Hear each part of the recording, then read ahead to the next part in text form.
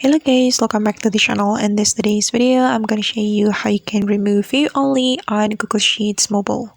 Alright guys, here I have opened my Google Sheets file, and as you can see that this is the view only file. I got this file from my friend, and if you want to remove this view only mode, we can copy this Google Sheets file. So we can tap on this three dots button.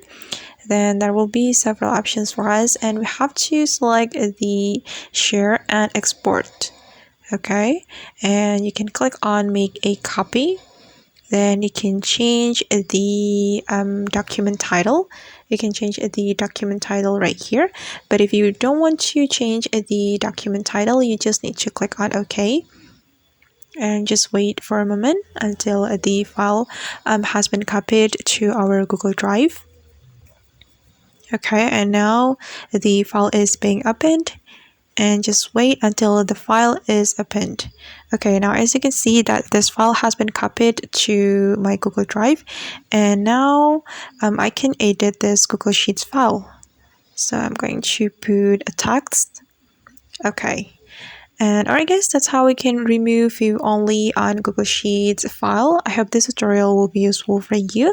Thank you so much for watching, and see you in the next video.